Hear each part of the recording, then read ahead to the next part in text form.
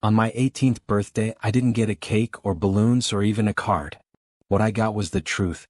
A truth that cut through everything I thought I knew about my life. For 18 years, I believed I had a family. I believed Beverly and Harold Reed were my parents. But that morning, in the same kitchen where I ate dinner every night, I found out I had only ever been a paycheck to them. The day started quietly. Beverly sat at the table with her calculator, pressing the buttons like she always did. Harold sat across from her with his usual cup of coffee, staring down like he didn't want to be there. I walked in and waited, hoping someone would smile, maybe even say, "Happy birthday." But Beverly didn't look up. She just said, "Sit down, Colton." Her voice had no warmth, like she was talking to a stranger. When I sat, she pushed a piece of paper toward me. It had rows of numbers. At the bottom was $1,500. Per month, she said, clicking the calculator again. "That's what we got for you. The subsidy. But today it ends." I stared at her, not understanding. "What subsidy?" I asked. Harold shifted in his chair, still not looking at me. Beverly finally looked up, her gray eyes cold. "The state paid us to take care of you. Food, shelter, school. We met our obligation. But now that you're 18, the checks stop. So do you." At first, I thought it was a bad joke. I even waited for Harold to laugh and say it wasn't serious. But then Beverly pointed to a black garbage bag leaning against the wall. "Your belongings are in there. Clothes you bought yourself, a few personal items. Everything else stays here." The room felt like it was closing in on me. "You're really telling me this? Today?" My voice cracked. Harold finally spoke, his tone weak. "That was always the deal, son. The checks stop at 18. The deal." The word echoed in my head. I wasn't their son. I was a deal. I stood up because sitting there felt impossible. "I don't have anywhere to go," I said. "I've only got $47. Where am I supposed to live?" Beverly opened a folder, pulled out a pamphlet and slid it across the table. The address was highlighted. "There's a shelter downtown. They take 18 and older." She said it like she was giving me directions to the grocery store. I hated myself for it, but I begged.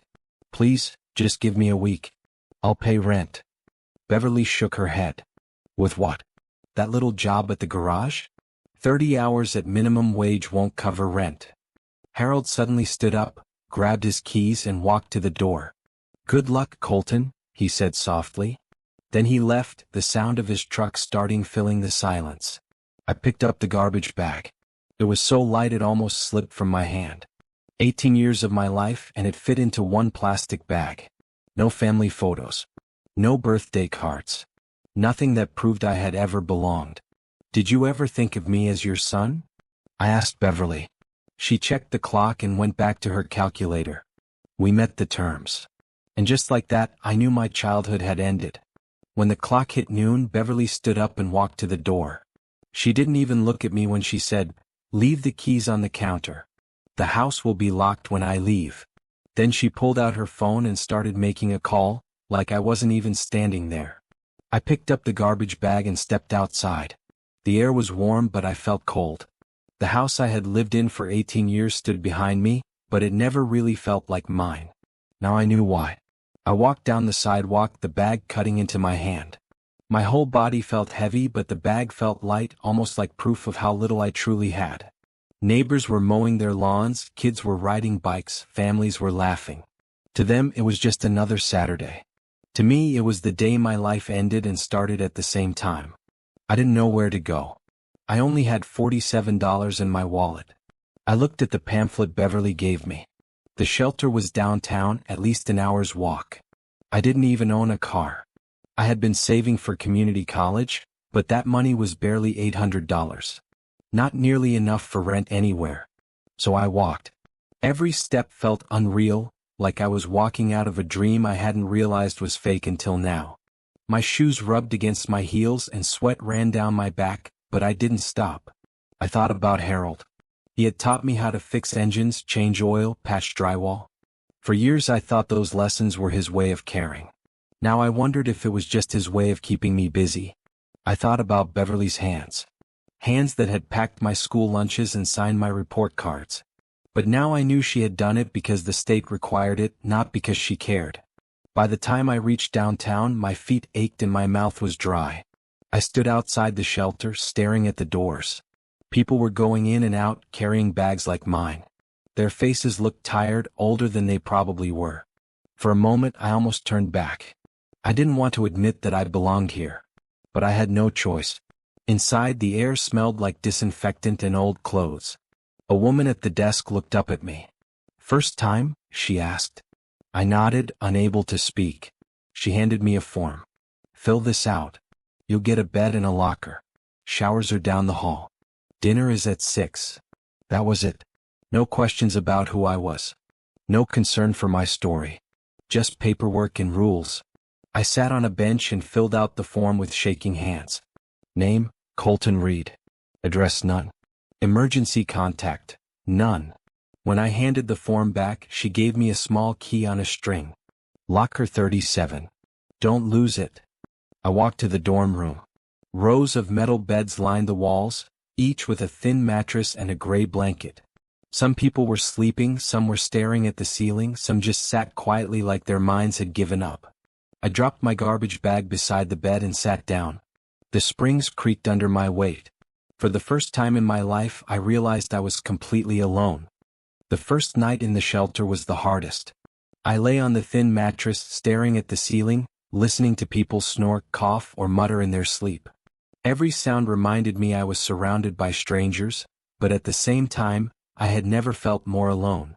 I kept thinking about my room back at the Reed house. The beige walls, the plain furniture, the silence. It had never felt like home, but at least it was mine. Now even that was gone. At dinner they served soup and bread. The soup was watery and the bread was dry, but I ate every bite because I didn't know when I'd eat again. Around me, people shoveled food into their mouths quickly, as if afraid someone might take it away. Some looked rough, faces lined, clothes torn, eyes empty. Others looked almost normal, like people you'd pass on the street without guessing they had nowhere to sleep. I realized I was one of them now. The next morning, I woke up early. A volunteer handed me a small bag with a razor, a toothbrush, and a bar of soap.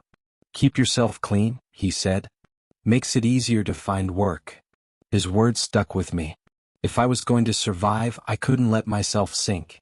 I found a bathroom sink and washed my face with cold water. The mirror was cracked, but I could still see my reflection. Brown hair, tired eyes, a face that looked older than yesterday. I shaved carefully with a cheap razor. My skin burned after, but at least I looked human. Days turned into weeks. I learned the rules quickly. Breakfast at 7, dinner at 6. Beds had to be cleared by 8 every morning. If you wanted to shower, you had to do it fast before the hot water ran out. I washed my clothes in the sink, hanging them to dry on the end of my bed. I wore the same 2 shirts over and over. I tried to keep working at the garage. My boss, Mr. Jennings, was kind enough to let me keep my job, but it wasn't enough. I worked 30 hours a week, saving every dollar I could. But between bus fares, food that wasn't from the shelter, and the little fees that came up, my savings didn't grow much. College felt like a dream slipping away. Some nights I sat on the library steps downtown. It was quiet there, and the security guards didn't bother you as long as you looked clean. I would fill out job applications on paper or use the public computers, but most of the time no one called back. Who wants to hire a kid with no address? Still I kept moving. I told myself every morning, don't give up. I thought about the Reeds. Were they renting out my room already? Did Beverly really erase me from her life that fast? Probably. To them, I had always been temporary. But somewhere inside me, a small voice said I was meant for more than this. I didn't know it yet, but that small voice was right. My life was about to change again, this time in a way I never could have imagined. It was a Tuesday afternoon, about 3 months after I left the Reed house. I was sitting on the steps outside the Dallas Public Library, the same spot I used most days. The concrete was hard, but it was quiet, and I could sit there without anyone asking questions. I had a folder with me, job applications, rejection letters, notes about places that might be hiring. Most of them wanted an address I didn't have. The sun was hot on my shoulders when I noticed a man walking toward me. He wasn't like the others I usually saw downtown. No ragged clothes, no nervous eyes. He wore a gray suit, sharp and clean, and walked like he knew exactly where he was going. My first thought was cop. My second was social worker. Both meant trouble. He stopped in front of me. "Colton Reed?" he asked. My stomach clenched. Hearing my name from a stranger made me want to run. But I was tired of running. I nodded slowly. "Depends who's asking." The man reached into his jacket and pulled out a wallet, flipping it open to show an ID card. "My name is Vincent Morales. I'm a private investigator." He handed me a business card, thick paper, embossed letters, the kind that cost money. Real money. "I've been looking for you," he said. The words didn't make sense. Who would be looking for me? Nobody had ever looked for me before. I had been disposable to the Reeds, invisible to the world. "Your biological father hired me years ago," Vincent explained, sitting down beside me on the concrete like he didn't care about his fancy suit getting dirty. "He wanted to find you. It took me a long time, but I finally did." I stared at him. My mouth opened, but nothing came out. Biological father. Two words I had stopped letting myself think about years ago. Then Vincent's expression changed, softer, almost careful. "I'm sorry to have to tell you this way," he said quietly. "But he passed away last week. Heart attack. He was still searching for you when it happened." The world tilted again. For months I had dreamed about someone, anyone, coming to find me. And now someone had, but he was gone before I ever saw him. Vincent pulled out a tablet and swiped to a photo. He handed it to me. I froze. The man on the screen looked like me, only older. Same brown eyes. Same jawline. A little stronger, more confident, but familiar in a way that made my chest ache. He was standing in front of a tall glass building. The sign read Brennan Oil Industries. "That's your father," Vincent said. "Theodore Brennan. CEO and founder. He never married. No other kids. He spent 18 years trying to find you." I felt my throat tighten. Why did he give me up then? Vincent pulled out another photo, this one old and grainy, a young man barely older than I was, holding a baby in his arms. He was 22. "Your mother, Emily, died giving birth. He was young, scared, and his parents convinced him you'd be better off with a stable couple." He signed the papers. He regretted it a week later. I clenched my fist. A week? He regretted it in a week, and it took him 18 years to find me? "He tried," Vincent said gently. "But the Reeds, they blocked him. He even offered them money, 10 times more than the state was paying. They refused. They wanted the checks." Anger burned hot inside me. Beverly and Harold had known. They had known all along that someone out there wanted me, someone had been looking for me, and they hid it. For the first time, I realized the Reeds hadn't just taken money. They had stolen 18 years of my life. Vincent must have seen the storm in my eyes, because he didn't press me with more questions.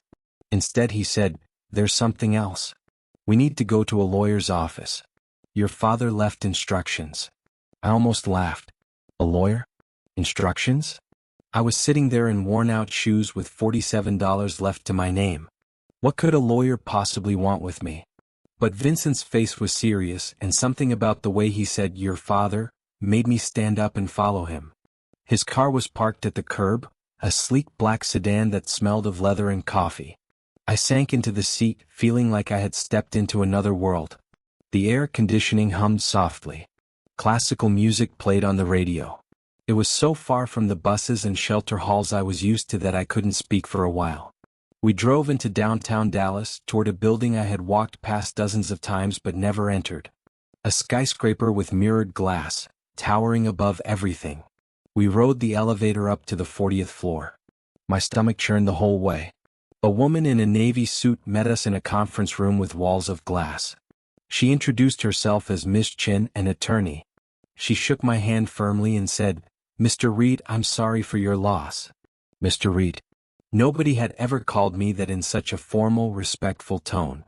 I almost corrected her, but I stayed quiet. She placed a large envelope on the table. My heart thudded as I saw my father's name written across it in shaky handwriting. "This was written by your father the morning he died," Miss Chin said. "He asked that it be given to you directly. My hands trembled as I tore open the envelope. Inside was a handwritten letter and a small brass key with an address tag. The letter was long, 3 pages, covered in rushed handwriting. I read the first line and felt my throat close up. My son, if you're reading this, then I failed to find you in time, but at least you've been found. Your mother was Emily, the love of my life. She died giving birth to you. I was young, scared, and weak. My parents convinced me you'd be better off with another family. I regretted it within a week. I spent the last 18 years trying to undo that mistake. I had to stop reading. My vision blurred and I blinked hard, but the words stayed. I never stopped loving you. Not for a single day. Miss Chin gently slid a box of tissues across the table. I wiped my eyes and kept going. The key opens a vault at the address written below. Inside is everything I collected for you, every birthday gift I bought, every letter I wrote but couldn't send. The fortune I leave behind is not just money. It is 18 years of apologies in the only language I had left. Welcome home, son. I stared at the brass key shining under the conference room lights. A vault? Gifts? Letters? I didn't know what to say. Then Miss Chin spoke again. There is also the matter of his estate. Mr. Brennan left everything to you. I looked up, confused. Everything? She nodded. Brennan Oil Industries. 4 homes across Texas, all fully paid. A private island off the Gulf Coast. Liquid assets. Investments. In total, about $120 million. The room went silent. I couldn't breathe. A week ago, I was just a kid with a garbage bag. Now I was being told I was one of the wealthiest young men in Texas. I shook my head. This doesn't make sense. He didn't even know me. Vincent put a hand on my shoulder. He knew enough. You were his son. That was all he needed. 2 days later, Vincent drove me to the address written on the brass key. It wasn't what I expected. From the outside, it looked like just another warehouse in Houston's industrial district. Gray walls, no windows, no sign. But the security was heavy. We passed through 3 locked gates before reaching the inside. When the final door opened, I froze. The room looked like a museum dedicated to someone I didn't know, but somehow belonged to me. Every wall was covered with files, binders, and photographs. The air smelled faintly of old paper and dust. Vincent touched my arm. This is your father's vault. Everything he collected during the search. I stepped forward slowly, my heart racing. On one wall, I saw hundreds of documents, private investigator reports, legal letters, even newspaper clippings. Some were circled in red ink with the words, "Is this him?" scribbled in the margin. My name popped up over and over. Honor roll announcements, car repair articles, even a tiny school yearbook photo I didn't know existed. He had been following my life from a distance. He had been so close.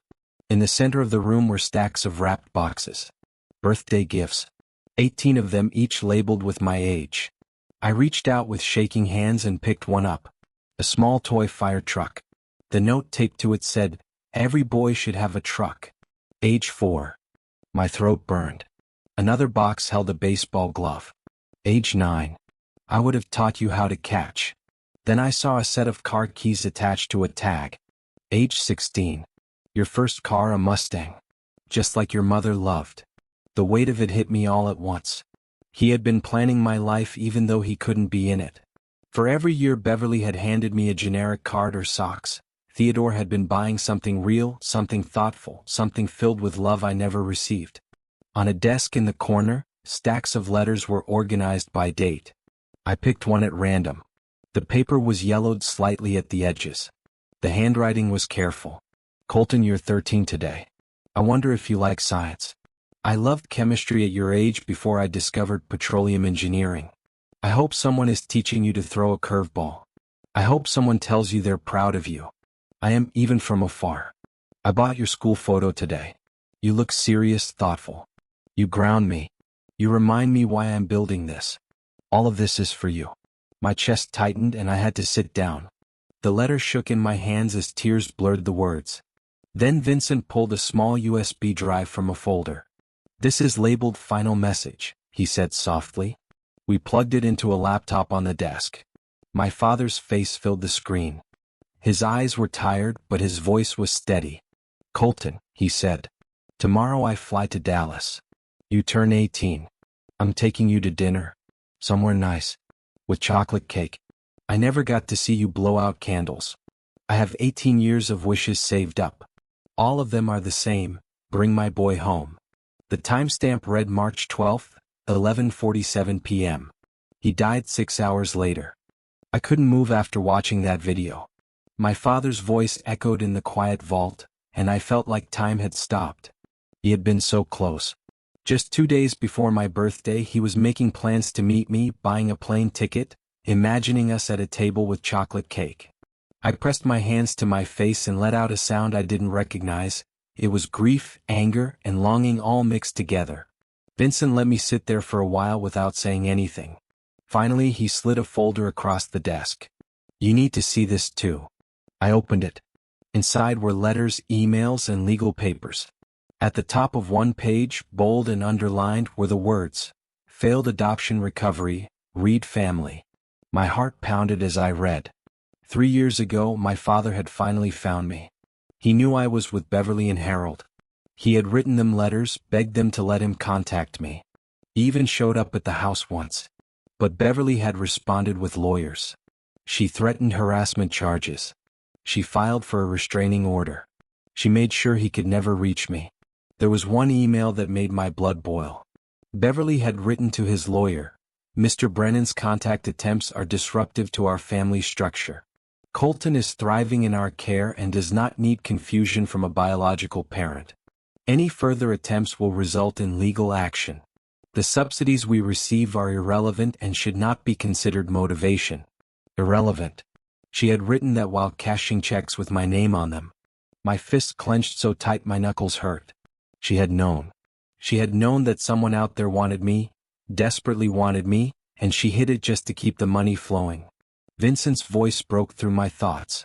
"He tried everything, Colton. He spent millions on lawyers, investigators, even lobbyists to change the law.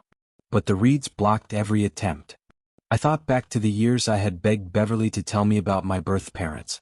Every time she shut me down with cold words. "They couldn't care for you. We stepped up. That's all you need to know." She had looked me in the eye and lied while stuffing the truth in a folder like this one. I picked up another document from the stack. It was a photo, me at 16 standing outside the garage where I worked. The picture had been taken from a distance. In the margin, written in my father's handwriting, were the words, "My boy. Almost found him." My chest ached as I stared at that photo. All those times I thought I was invisible, he had been watching from the shadows, held back by threats and laws. He had been there, closer than I ever imagined, but Beverly and Harold had made sure I never knew. I slammed the folder shut. "They stole my father from me," I whispered. "They stole 18 years. And in that moment, I made myself a promise. The Reeds might have thought they won, but I was going to make sure the world knew what they really were." When I left the vault that night, the sky over Houston was dark and heavy, but inside me something had started to burn. For 18 years I had lived as a paycheck, a contract, a line in Beverly's ledger. Now I knew the truth. I had been wanted all along. My father had spent his entire life searching for me. And the Reeds had stolen that from both of us. Vincent drove me back to Dallas in silence. I sat in the passenger seat holding the brass key in my pocket, my fingers pressing into the grooves like it was the only solid thing I had. The streets we passed looked the same as they always had: gas stations, strip malls, neon signs glowing in the night. But everything felt different. For the first time, I had proof that I wasn't nothing. The next morning, Vincent picked me up again. "We need to go back to Miss Chin," he said. "Your father's estate has to be explained to you." The thought made my stomach twist. Estate. Money. Houses. Those words didn't fit with the boy who had just been thrown out with a garbage bag. We met in the same glass-walled conference room high above the city. Miss Chin greeted me politely, then opened a thick folder. "Colton," she said, "your father left everything in your name. The value of Brennan Oil Industries alone is $91 million. In addition, there are 4 properties across Texas, all fully paid off. A private island off the Gulf Coast named after you. Various investments totaling around $30 million more. Altogether, The estate is valued at over $120 million. I stared at her. The numbers were so big they didn't even feel real. 120 million? Less than a year ago I was counting every dollar in my wallet. Beverly had kicked me out with nothing. And now this woman was telling me I was one of the wealthiest young men in Texas. My throat went dry. Why would he leave all this to me? Because you're his son, she said simply. He had no other children. No wife. You were everything to him. I shook my head. But he didn't even know me. What if I turn out bad? What if I waste it? Vincent leaned forward. He knew you well enough, Colton. He knew you were worth it. He never doubted you. I dropped my face into my hands. It was too much. Just weeks ago, I had begged Beverly for a week of shelter. I had stood in a kitchen asking if she had ever thought of me as her son. And she told me flatly we met the terms. Now here I was, being told that another parent, one I had never met, had loved me so much he left me everything he had. It wasn't the money that broke me. It was the love behind it. For the first time in my life I had been chosen. A week later, Vincent drove me to one of the houses my father had left behind. It wasn't like the Reed house with its beige walls and second-hand furniture. This place was alive.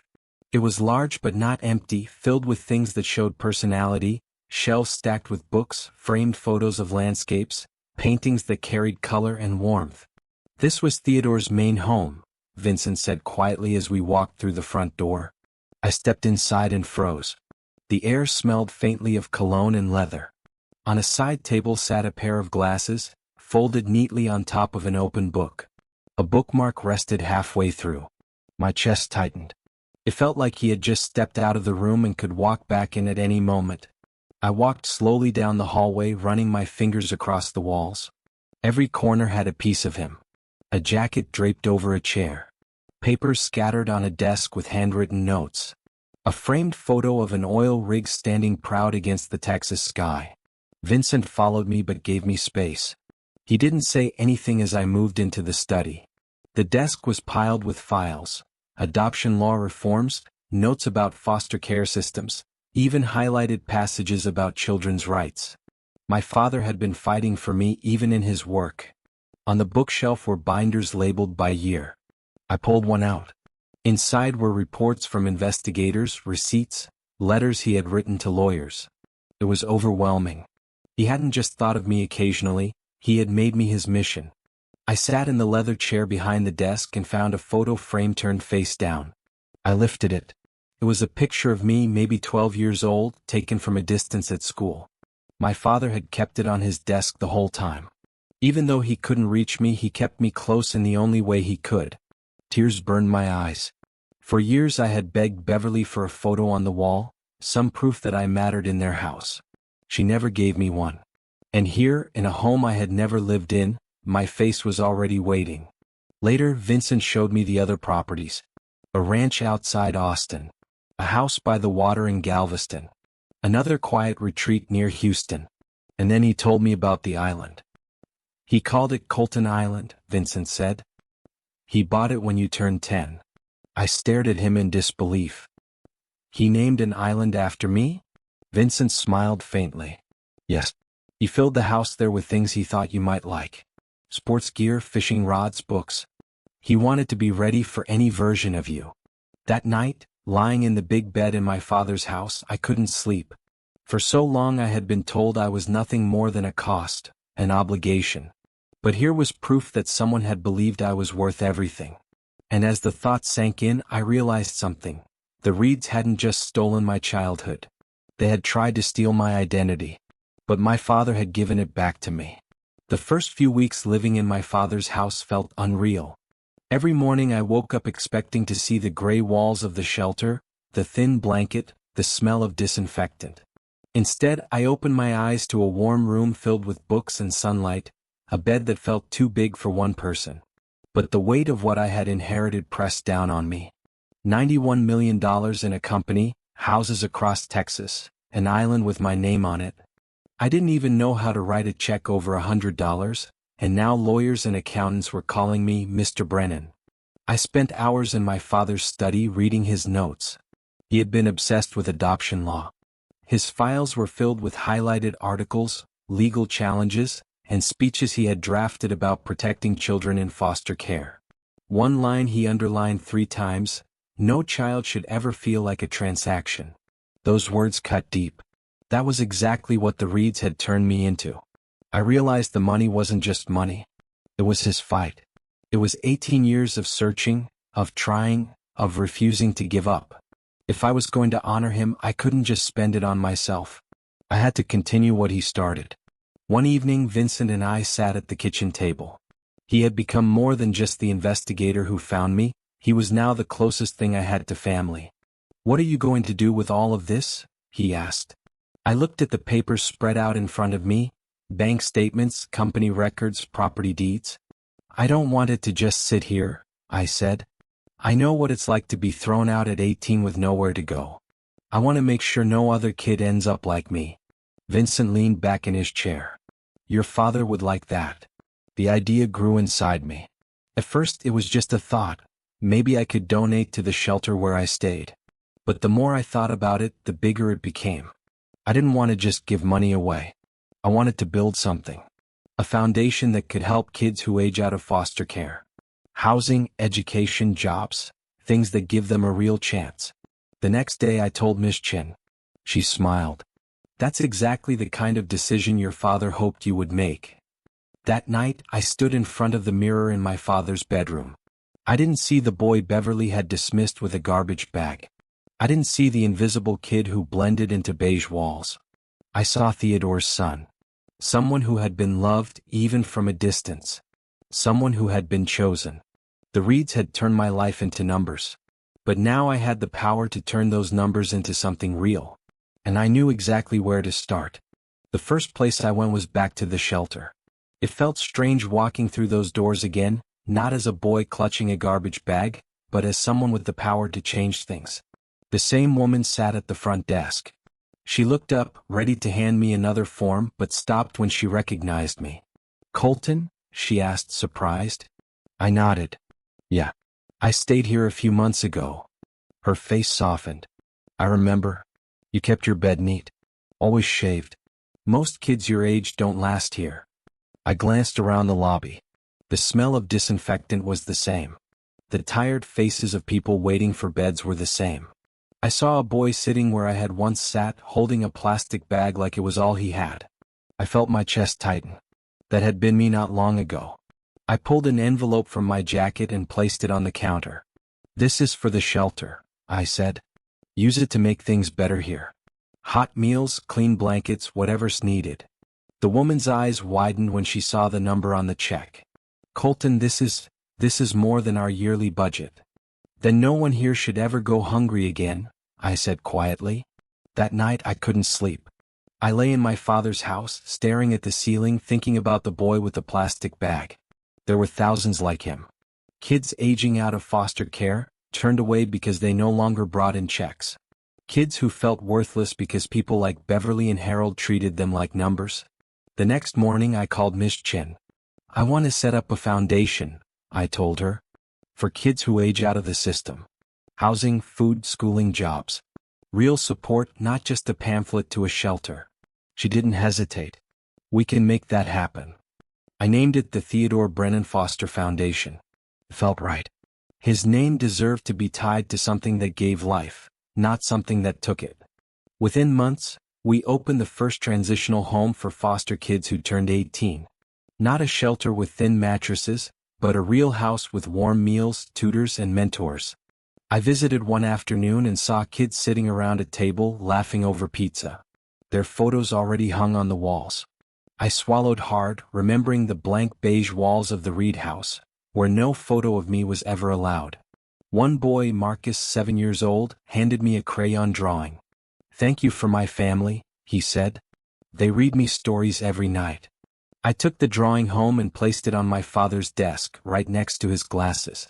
For the first time in my life, I felt like the cycle had been broken. The Reeds had cashed checks. My father had spent years searching. And now I finally knew what I was meant to do. Take all the love that had been stolen from me and give it to kids who needed it most. I told myself for months that I didn't need to see them again. Beverly and Harold had made their choice when they pushed a garbage bag into my hands and pointed me toward a shelter. But the more my life changed, the more I built in my father's name, the more I realized I couldn't move forward without looking back. So one afternoon, I drove to the address Vincent had quietly given me. The Reeds had sold the house and moved into a cramped apartment on the rough side of Dallas. The building had bars on the windows, peeling paint on the doors, and a broken security gate hanging open. I parked out front, sat there for a long time, then finally forced myself out of the car. I knocked. Beverly opened the door. She looked thinner, her gray hair pulled back tightly, her face lined with stress. She didn't look surprised to see me. She just stared for a moment, then said, "We gave you what you needed." Her voice was flat like always. But now it carried something else too, defeat. I stepped inside without asking. The apartment smelled of stale food and cleaning supplies. The beige order of the old house was gone, replaced with clutter and unpaid bills stacked on the counter. Harold shuffled out from the back, moving slower than I remembered, dark circles under his eyes. I turned to Beverly. "No," I said. "You gave me what the state paid you to give. Food. Shelter. Nothing more. You never gave me love." She crossed her arms. "We never hit you. Never starved you. We met our obligations." My laugh came out sharp. "Obligations? Do you know what my father gave me?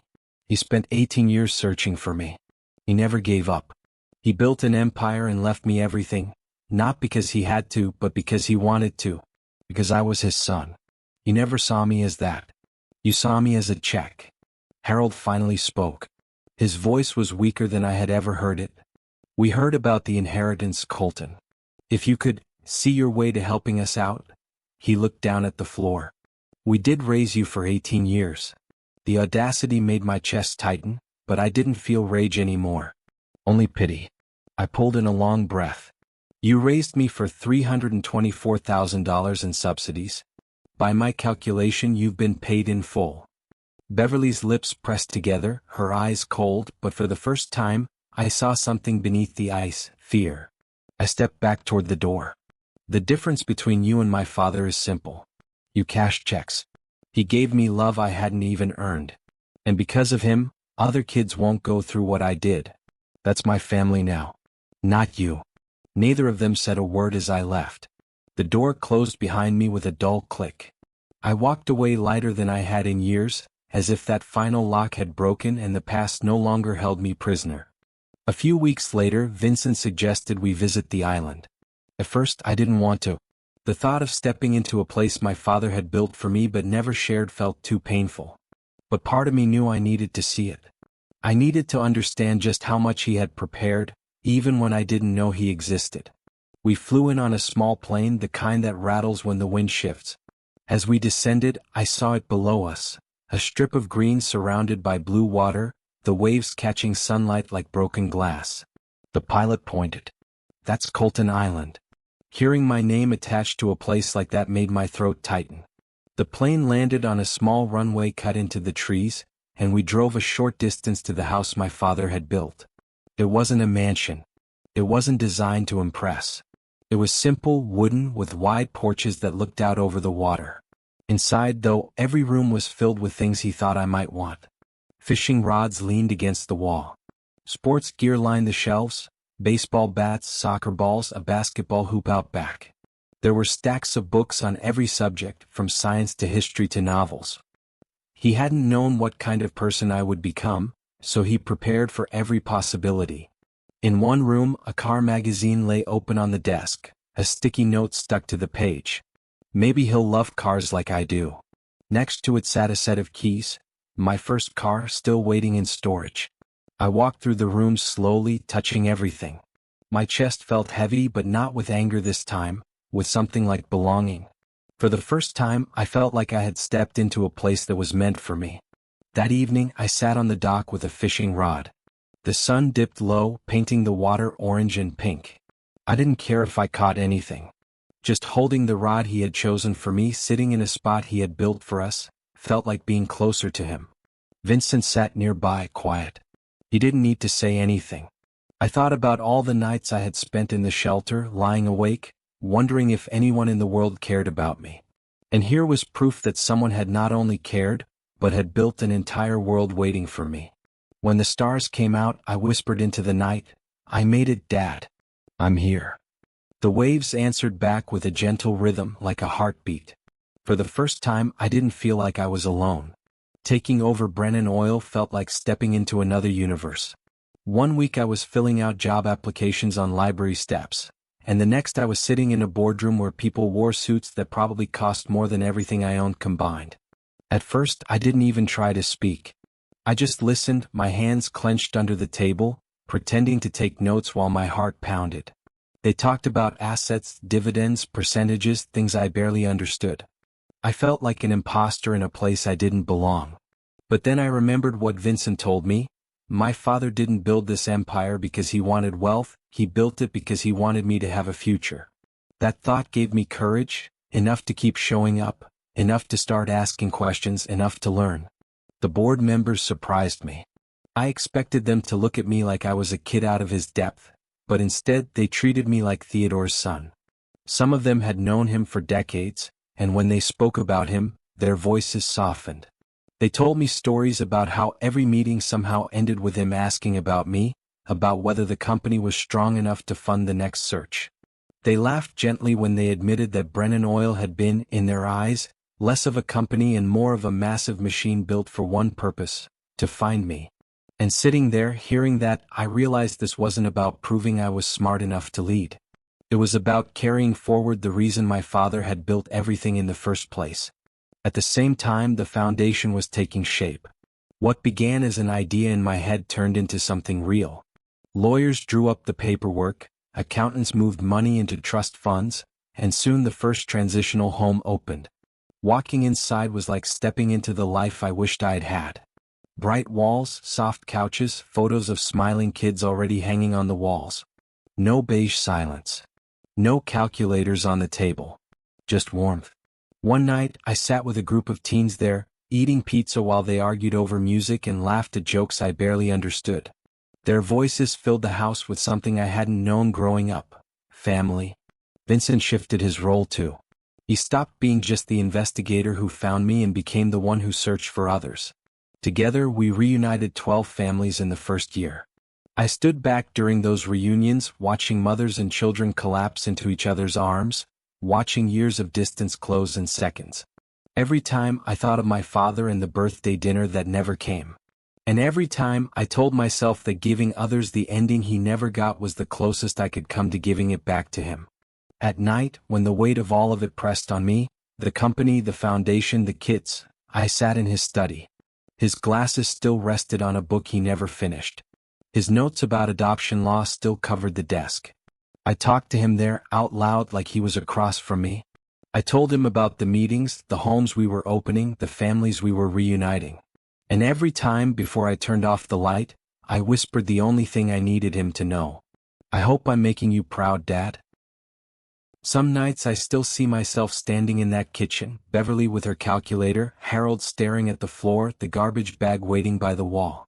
For so long I believed that was family, silence, obligations, numbers. But now, when I wake up in my father's house, surrounded by his books, his notes, his love stitched into every corner, I know the truth. Family isn't a contract. Love isn't a deal. I visited them one last time. Their apartment was small, dark, and heavy with regret. Beverly tried to act strong, but her eyes flickered with fear. Harold barely looked at me. They asked me for money as if 18 years of cashing checks wasn't enough. I didn't feel anger, just pity. I told them the truth. They had already been paid in full. Then I walked out and never looked back. Later, I sat on the dock of the island my father named after me. The fishing rod he bought leaned against my chair. The waves tapped against the wood like a heartbeat. I whispered into the night, "I made it, Dad. I'm here." Sometimes I dream about the birthday dinner he planned. In those dreams he makes it. We sit together, strangers with the same eyes, chocolate cake between us. He tells me he's sorry. I tell him I understand. We both say the words we never got to share, "I love you." And then I wake up, holding on to his video, his voice reminding me that love never stopped searching. He never got to bring me home. But because of him, I finally found one. I'm home now, Dad. I finally made it home.